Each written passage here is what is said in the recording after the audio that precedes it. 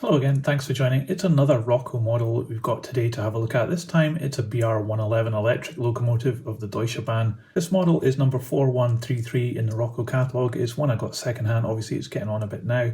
But I always have high hopes for Roco, it's one of my most favourite brands. So let's get this out and we'll check it out. So we still have this instruction sheet in with the model. It's starting to get a bit yellow with age here. It tells you a bit of history about the locomotive, and also down here it shows you how you can switch this to overhead pickup, how you can take the model apart and what you can expect to find in the chassis underneath. On the back it just tells you about lubrication of the model and how to take the bogies apart. And this is quite interesting. I've not seen this before, where it's talking about running two locomotives on the same track using overhead electrics. But I do love how some of the English is a bit wonky, like here, acting up to it. Your will certainly enjoy your Roco model. So it's not been translated very well. We've also got a small bag of extra pieces. These just look like jumper cables. Never been fitted, even though this is a second-hand model. So they're still in the original bag.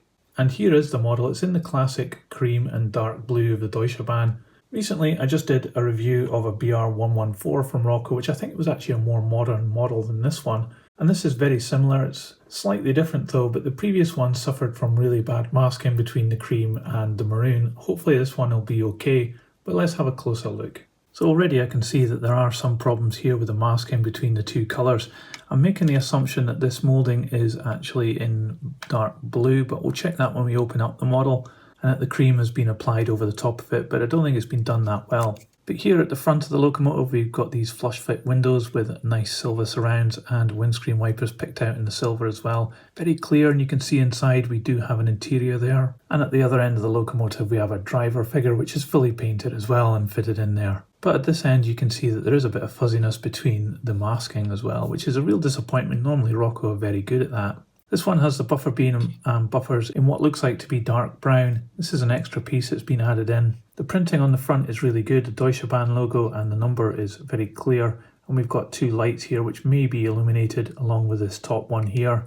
And there's a few other details moulded in there. The 111 is quite plain at the front though, but I think it looks pretty good here. Starting to look down the side, we've got another flush fit window and the door here.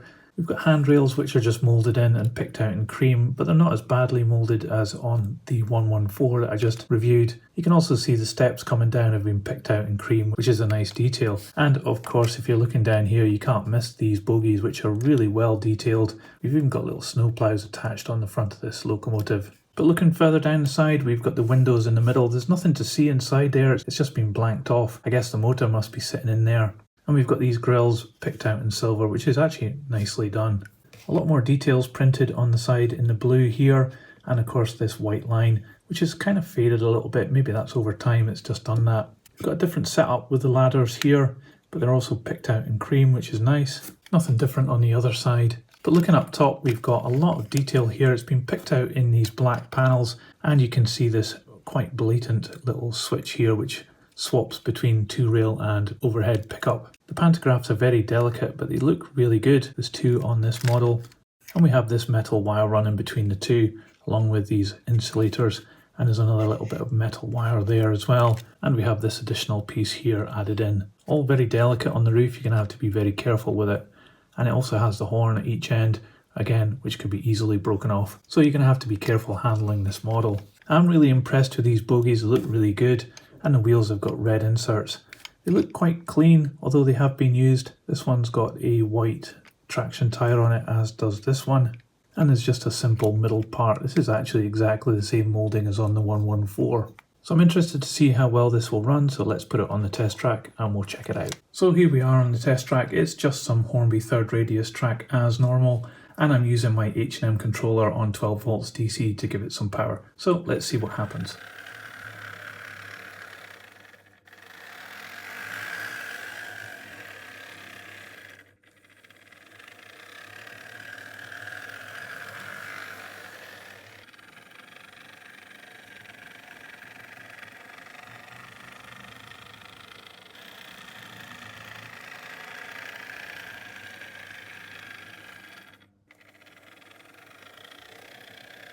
So no problems there, it just runs perfectly. It's a bit noisy though, but there was no problems getting it over this old ropey track and using the H&M controller. This model is held together with two little tabs. You can see a hole in the body there where the tab from the chassis comes up. This was changed in later designs and it didn't have this hole, so this is obviously showing a little bit of crudity about the model, indicative of its age I reckon.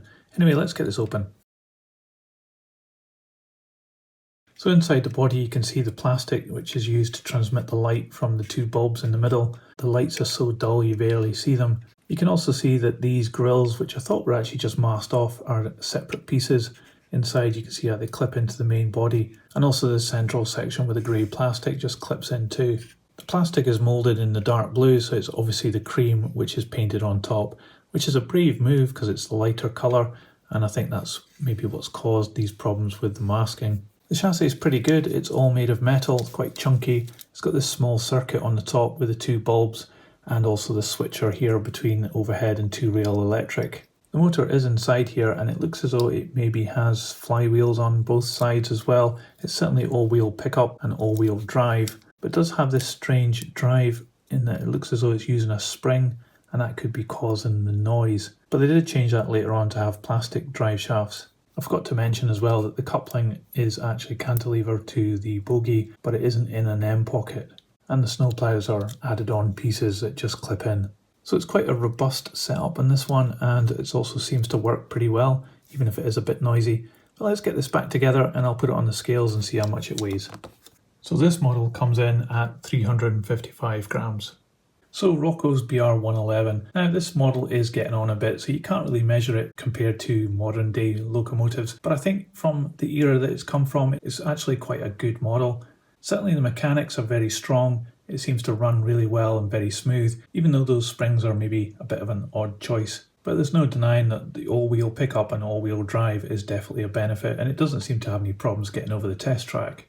The body shell is not a bad moulding at all, there's no obvious flaws on it, and even the handrails around the doors are actually not too bad. I like the flush fit glazing, and also like the fact that you get a driver figure too. I think the bogies are absolutely outstanding, there's so much detail on them, and I love the steps going up to the doors, and things like the spring detail is just so crisp and so much deep relief on them, it really makes the model. There's a lot of electrical gear on the top on the roof, and it looks very convincing. I think possibly the skids on the pantographs are maybe a bit crude, but the pantographs themselves look really good, especially when they're up. The model is let down by the masking between the two colours. It was a brave decision to put the cream on top of the blue. I don't think it's worked that well, and it is a bit of a shame.